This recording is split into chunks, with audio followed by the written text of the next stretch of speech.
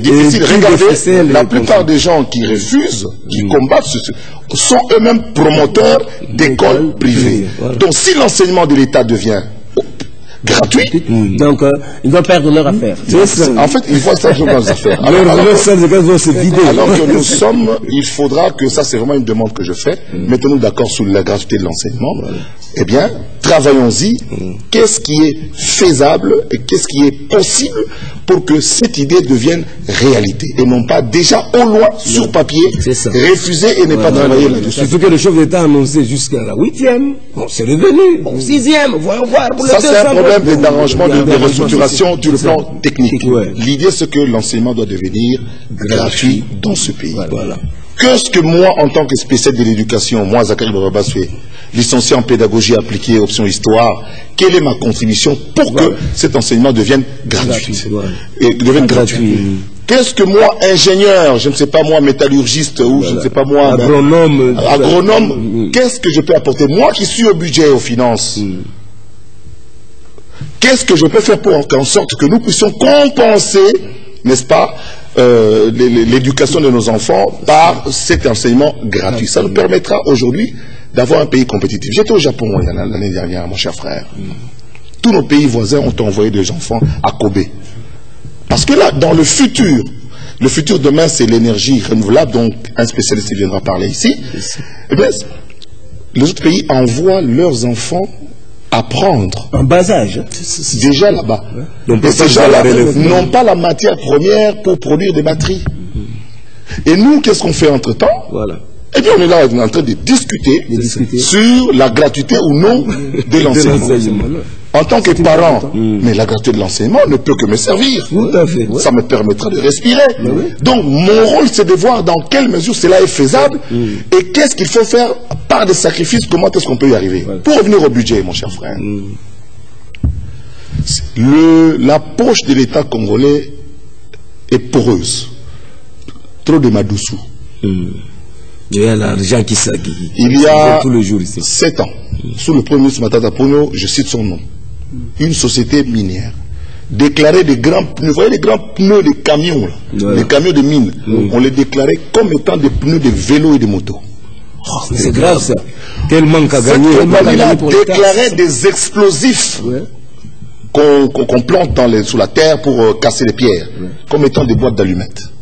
Vous vous imaginez un pneu qui coûte 15-16 000 $ par pneu, qui doit payer, je ne sais pas la cotation, je donne un exemple comme ça bête, qui doit payer 400 $, eh bien, et payer comme étant un pneu de moto, de vélo, qui coûte 3 000 francs.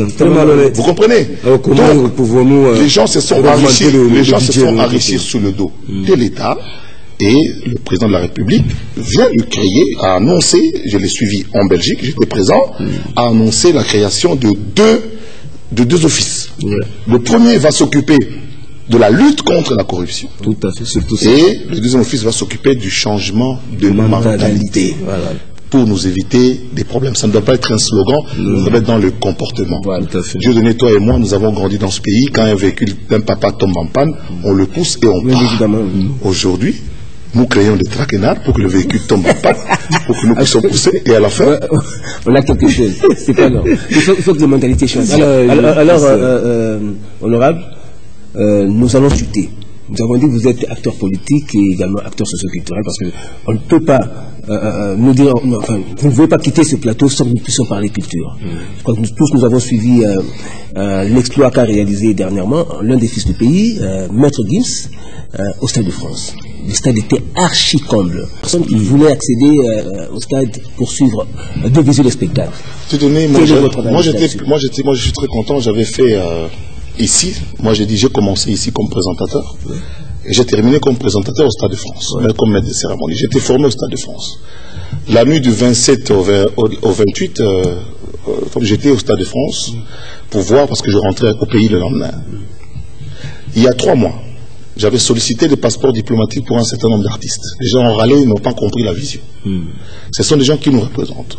Gims est le premier Africain côté tel quel et qui remplit le Stade de France. Et encore une fois, aucun artiste congolais l'a félicité. Je dis bien aucun.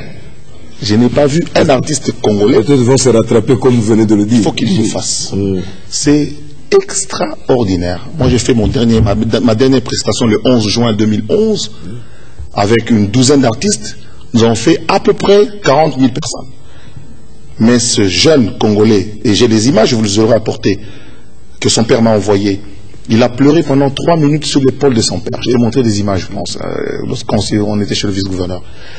Pendant 3 minutes, pour ce qu'il a fait pour lui. Il y a un certain Mombi, qui remplit des stades en Russie, au Japon, en Chine et partout au nord du Congo. Ce sont des artistes qu'il faut soutenir. Nous avons des sculpteurs, nous avons des peintres qui font parler de notre pays positivement et partout. Ces gens-là méritent que le pays puisse les soutenir. Nous avons aussi des étrangers qui nous donnent des opportunités. Des David Monceau et tous ces gens-là qu'il faut que je cite comme ça en passant, Universal et les autres, ce sont les gens qu'il faut inviter ici pour qu'ils viennent dans ce pays, ce pays de la rumba, ce pays de Grand Calais, de Simaro et des bébés Tchanga, pourquoi pas. Donc c'est pour dire que nous avons un pays extraordinaire. Maintenant là, il faut qu'on positif.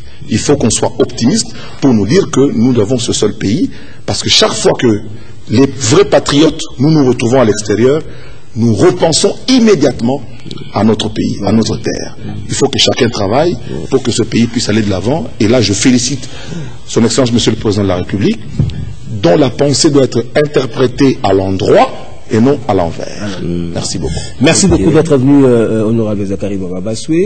Je rappelle que vous êtes acteur politique, acteur socio-culturel. Avec vous, nous venons de parler du rayonnement de la RDC grâce au leadership et à la diplomatie agissante du chef d'État, Félix Antoine Tshisekedi Tshilombo, président de la République. Merci, monsieur. C'est moi qui vous remercie. Merci.